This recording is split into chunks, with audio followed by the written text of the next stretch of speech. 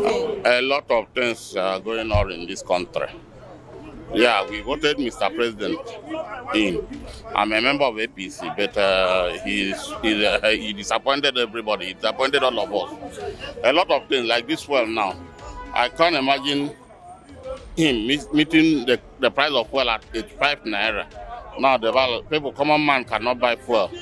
Even with 170 naira, you cannot buy fuel anywhere around the country. Even in FCT, there is a lot of security challenges everywhere in the country.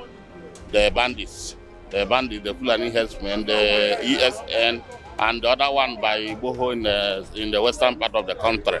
Is it not? Is man making? It's because of the bad leadership of President Muhammad Buhari.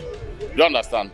Yes, he took over power from Goodluck Jonathan with hope that he will put a lot of things. I can remember I changed dollar at 187 naira in May 2015. May 2015. Now dollar is around 585 naira. 585 naira now. Why? Why? What happened? Why is our own money not going up? Why is even these African countries, they are doing better than us? A lot of things are wrong. President decided to work with one cabinet, for 8 years. Can you imagine that the minister of many ministers has taken 8 years? Fashola had been there. He had been there for the past 6 years. Amechi, the same thing. Ngige, almost the same thing. All of them. Why won't you reshuffle the government and put good people? Put people that knows what to do and how to do it at a particular time. It is very, very unfortunate that we voted him and the people ruling with him. Before we called Abakari saw the whole thing. Abakari now this Malami. From Malami to other people. Very, very bad. Very, very. We are so unfortunate in this country to get that kind of man as the president. I voted for him. I campaigned for him.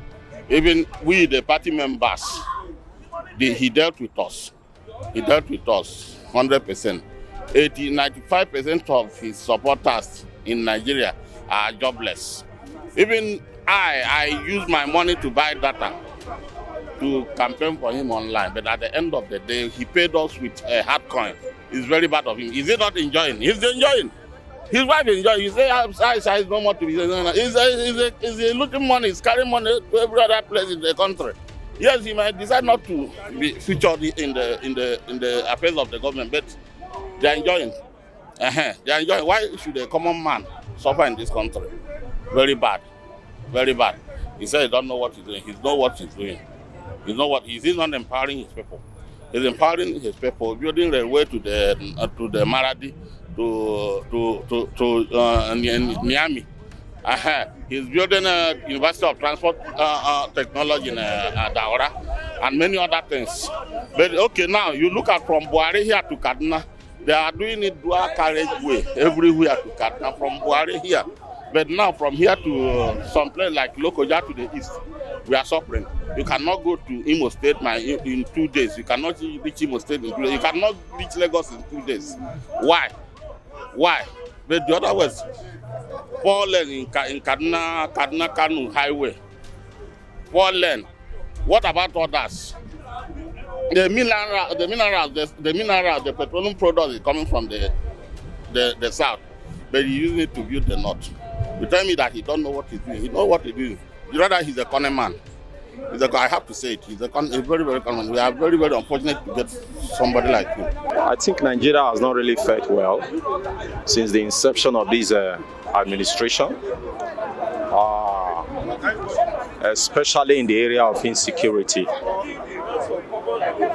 It is very unfortunate that Buhari has not actually done anything about the issue of insecurity, because one of the main cardinal objective why he said he was coming to rule is to solve the problem of insecurity. But we discovered that since he has been in that position of leadership, I think insecurity has actually worsened. And more so, economically, we have not really fared well. As a matter of fact, I lost my job barely 2 years when he came on board. So I'm one of those Nigerians that will say he has not done anything. Look at agricultural sector. Look at the petroleum sector. There's no transparency. As a matter of fact, he said he has come to solve the problem of corruption. Part of what he said. But to me, I think corruption has actually deepened, has eaten the fabrics of our economy. Unfortunately, when PDP was on board, the money spreads. But since he came on board, it's actually, they are actually going into few hands, and which is not circulating. But thank God the administration is coming to an end. What we need to do as the citizen of this country is to hold our voters card. They are not helping masses. They are actually not helping masses. They are helping themselves and their pockets. So we masses, by the special grace of God, we take the government by force if they could not be able to help us. And another thing is that this is a government that is from Gehenna. This leadership is from Gehenna. It's not from God. So they come to destroy Nigeria. They did not come to help Nigeria. The economic is not helping matter. The rice they are selling at the rate of 7,000 naira when Jonathan is on the seat is now selling at the rate of 28,000. Is it a helping matter?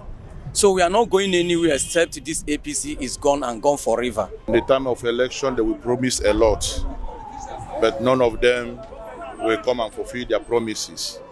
We know there is global crisis of challenges, economical challenges all over the world. But at least little one they can be able to do, to see that children are going to school, to see that transporters are getting it well. In fact, last year we heard about they are going to increase fuel price, fuel pump. If they increase it, it is sending Nigeria into more sufferings. We don't want them to increase fuel. We want them to fight these bandits with every measure the federal government can try. Let them create what they call state policing. Involve the indigenes, involve the community in the area of security, because communities know who is who in their community. So when they have a stranger, they will be able to know who the stranger is and who they are not. A lot of organizations are folded. The economy the security can't travel. And the way the administration is being handled, the citizens are not happy. It's not a secret. Everybody on the street are not happy. You can see by myself, people are aggressive to each other. It's because of the bad situation in the country. The government, before they go, they should be able to take, because history will take place at the end of by the time they leave. People they'll be and his report will be taken down. They should be able to arrange themselves, and within a short time period they can see do it if they wish. And the newspaper today, Mr. President was saying marching order. Is to make sure that this thing is really marching order. Shocking that in a country where God bless with solid minerals and crude, we keep exporting crude to import refined products when we have refineries that are not working. And then for the fact that some set of people have in a very long time capitalized on the docility of Nigerians to keep enjoying this subsidy. I think it's high time we quitted this era of subsidy. But the question many Nigerians are asking, how do you remove subsidy at a time when the economy is biting everywhere and everybody? So the big question is, how do we go about it? And if you ask me, or if I am privileged to give an answer, first, we need to fix modular refineries. Aside from what Dangote is doing, there should be more. so that we'll begin refining. Until we begin refining, then we can remove subsidy. Even though the subsidy is not really subsidizing anything, while enriching people's pocket. But the fear has always been when you try removing or hiking fuel price, there's this ripple effect on the prices of essential commodity. So it's going to add more to the suffering. So that one bothers me. A few Nigerians are the ones chopping subsidy, and for many years, they are comfortable with it. But until Nigerians will rise and say enough of this nonsense, it will never stop. And if you try using this subsidy removal approach, you woo sympathy of people to say, let them continue. So if you must remove subsidy as something that bothers me, first put the modular refineries in place. And if you must remove it with executive fiat, then you must put precautionary measures or what you call cushioning effect of whatever will come out of it on the people, which will come in the form of grants, form of support and all of that. That's about petroleum. Then about insecurity. It's not about the president saying, giving marching order, giving this, giving that.